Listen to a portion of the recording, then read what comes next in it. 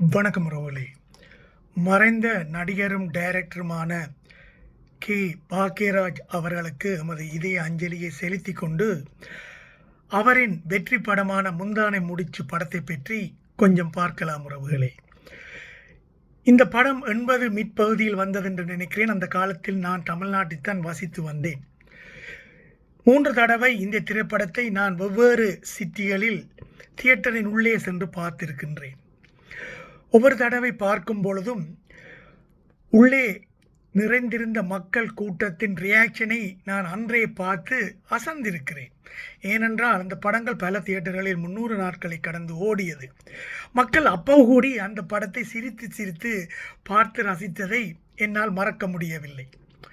அப்படி ஒரு silver jubilee படத்தை இவர் தயாரித்த பொழுது தமிழ்நாட்டில் இவரது மவுசு ரொம்பவே எகிரி இருந்தது. குறிப்பாக எம்ஜிஆர் அவர்களின் பாராட்டை இவர் பெற்றிருந்தார். எம்ஜிஆர் அவர்கள் தனது கலைத்துறை வாரிசு பாக்யராஜ் என்று கூறும் அளவுக்கு இவரது திறமை அன்று தமிழ்நாடு முழுவதும் பரவி இருந்தது உறவுகளே.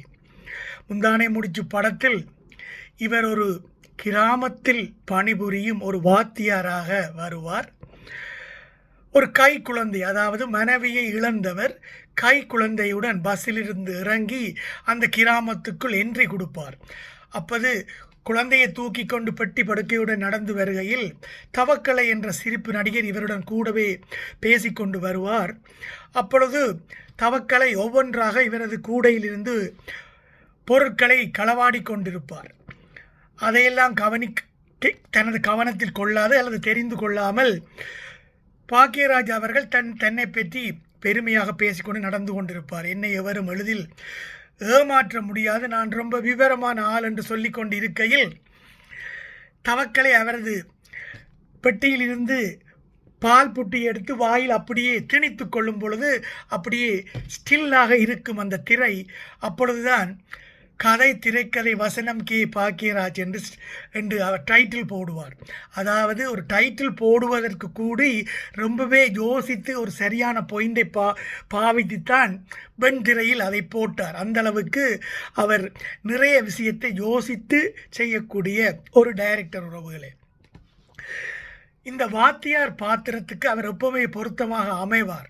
அதிலும் இந்த படத்தில் அவர் கை குழந்தையுடன் படும் அவஸ்தை, குறிப்பாக கை குழந்தையை ஏனையில் போட்டு ஆட்டிக்கொண்டு சமைக்கும் விதம், குழந்தை ஒன்றுக்கு இருந்தவுடன் அதுக்கு அவர் செய்யும் ஏற்பாடுகள், மளிகை கடைக்கு சென்று சாமான்கள் வேண்டுகையில் பொம்பளைகள் மாதிரி எல்லாத்தையும் உடைச்சு பார்த்து, முட்டையை சுருட்டி சுருட்டி பார்த்து அவர் கடையில் பொருட்களை வேண்டும் விதங்கள், இப்படி அவர் செய்யும் எல்லா காரியத்தையும் பெண்கள் ரசித்து அந்த படத்தை பார்த்தார்கள் உறவுகளே. உங்களுக்கு தெரியும், சிங்கிள் மம் என்ற பதம் உலகில் உண்டு. அதாவது கை குழந்தையுடன் கணவனை பிரிந்தோ அல்லது இழந்த ஒரு பெண் வாழ்க்கையில் படும் கஷ்டங்களை திரையிலும் பார்த்திருக்கிறோம், நிஜ வாழ்க்கையிலும் அன்றாடம் நாங்கள் பார்க்கலாம்.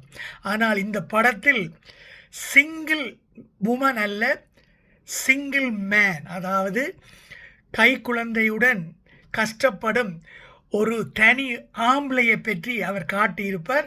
அதை ஆண்களும் ரசித்து பார்த்தார்கள், பெண்களும் லட்சக்கணக்கில் ரசித்து பார்த்தார்கள் உறவுகளே.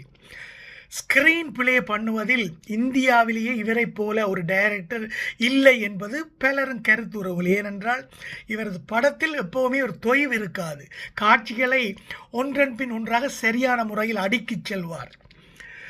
அந்த காலத்தில் உறவுகளே, பெண்களிடம் சென்று ஒரு உறவினர் கேட்டால், உன்னை நான் சினிமா அழைத்து போகிறேன் வாருங்கள் என்று கேட்டால், அது எந்த வயதில் உள்ள பெண்ணாக இருந்தாலும் அவர்கள் குறிப்பிட்டு கேட்பார்கள், எங்களை பாக்யராஜ் படத்துக்கு அழைத்து செல்லுங்கள் என்று. கோடிக்கணக்கான பெண்கள் அன்றும் கேட்டார்கள், இன்றும் கேட்கிறார்கள். அப்படி இவரது படத்துக்கென்று தாய் குலத்தில் ஒரு தனி மவுசு உண்டு உறவுகளே. இந்த படத்தில் குழந்தை ஒரு காயினை விழுங்கி மூச்சு திணறி இறக்கும் தரவாயில் இருக்கையில் மனைவியை பற்றி பார்த்து இவர் கேட்பார், நீ ஏதாவது செய்தாயா, உனக்கு ஏதாவது தெரியுமாண்டு. அவர் பயத்தில் மறைப்பார், தனக்கு ஒன்றும் தெரியாதென்று. குழந்தையை கடந்து காலை குப்புற போட்டு படத்து கடந்து சத்தியம் கூடி செய்வார். அப்படி செய்கையில் பாக்யராஜின் முகபாவம் தனது குழந்தைக்கு ஏதாவது ஆயிடுமோ என்று அவரது பதபதைக்கும் நடிப்பு எல்லாம் ஒரு நடிப்பின் உச்சமுறவுகளே. இந்த படத்தில் ஊர்வசி என்ற நடிகையை அவர் இன்ட்ரடக்ஷன் செய்திருப்பார். புதுமுக நடிகை என்ற எந்த ஒரு சைனுமே இல்லாமல் கைதேர்ந்த ஒரு நடிகை மாதிரி நடித்திருப்பார். அப்படி நடித்ததற்கு அவர் மட்டும் காரணமல்ல, அவரை சரியாக நடிக்க வைத்த டைரக்டர் பாக்யராஜும் ஒரு காரணம்தான் உறவுகளே. இவர் எம்ஜிஆர் ரசிகன் என்பதனால் சத்துணவு கூடத்தில் நடக்கும் ஒரு அநீதிக்கு எதிராக ஒரு சண்டை காட்சியை சத்துணவு கூடத்திலே வைத்திருப்பார். அது மட்டுமல்ல, முருங்கைக்காய் என்ற ஒரு சமையலை உலகம் முழுக்க மீண்டும் பாப்புலராக கொண்டு வந்தது இந்த படத்தில் வந்த பாக்யராஜ் கேரக்டர் தான் உறவுகளே. தனது கணவர் கண்டுகுவதே இல்லை, தன் பக்கம் திரும்புவதே இல்லை என்று வைத்தியரிடம் சென்று மனைவி ஊர்வசி புகார் சொல்ல, அவர் கொடுத்த அட்வைஸின் பேரில் அவர் முருங்கைக்காய் மரத்தையே தரித்து எல்லா முருங்கைக்காய் வகையராக்களையும் சமைத்து அன்று போட எல்லாவற்றையும் மூக்கு விட்டு சாப்பிட்டு விட்டு அதன் எஃபெக்ட் இரவு அவருக்கு தெரிய வரும் பொழுது அவர் நெளிந்து சுழிந்து குப்புறப்படுத்து மனைவியை பார்த்து தவிப்பதும் திருப்பி மற்ற பக்கம் குப்புறப்படுப்பதுமாக ஒரு நடிப்பு நடிப்பார். அது ஆண்களால் பெரிதும் ரசிக்கப்பட்டது உறவுகளே. இப்படி இவர் ஒவ்வொரு காட்சியையும் பார்த்து பார்த்து செதுக்கி இருப்பார்.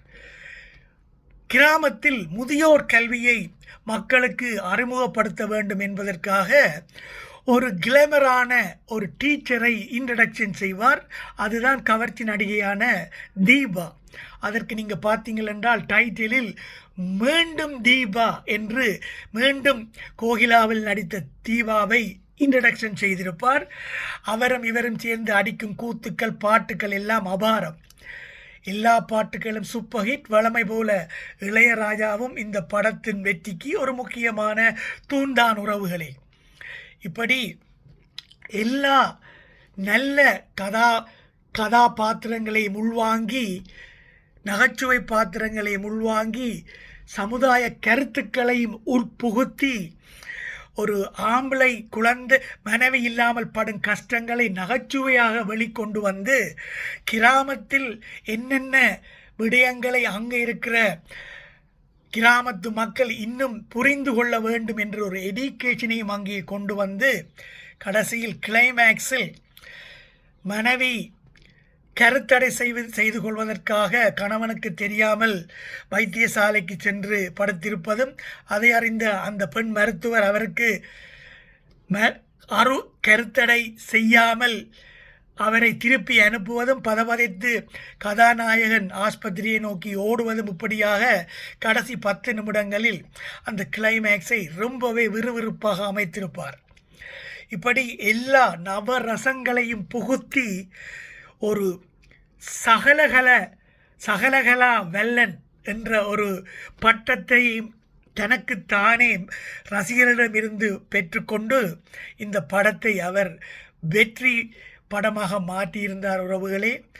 இந்த காலத்தில் இப்படி பல ரம்மியமும் கொண்ட ஒரு திரைக்கதையை அமைத்து அதை படமாக்கி மக்களிடையே கொண்டு வந்து வெற்றி படமாக மாற்ற முடியுமா இந்த காலத்து டைரக்டரால் என்று சொன்னால் முடியாது என்று தான் நான் சொல்லுவேன். ஏனென்றால் உறவுகளே, இந்த காலத்தில் இளம் வர்க்கத்தினுடைய ரசனையும் கொஞ்சம் மாறிவிட்டது. அது மட்டுமல்ல, எதையுமே சரியாக புரிந்து கொண்டு டைரக்ட் செய்யும் டைரக்டர்கள் இன்று குறைந்து விட்டார்கள்.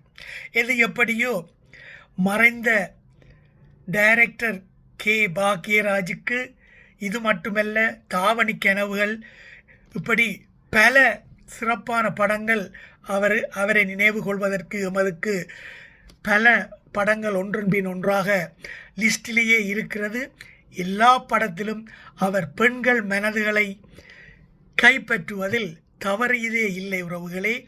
தான் ஒரு சிறந்த நடிகன் மாத்திரமல்ல, சிறந்த டைரக்டர், திரைக்கதை வசன கதை அமைப்பதில் தனக்கு ஈடு யாரும் இல்லை என்று தனது முத்திரையை ரொம்பவே ஸ்ட்ராங்காக தமிழ் திரையுலகில், ஏன் இந்திய திரைப்பட வரலாற்றிலேயே குத்திவிட்டு தான் சென்றிருக்கிறார்.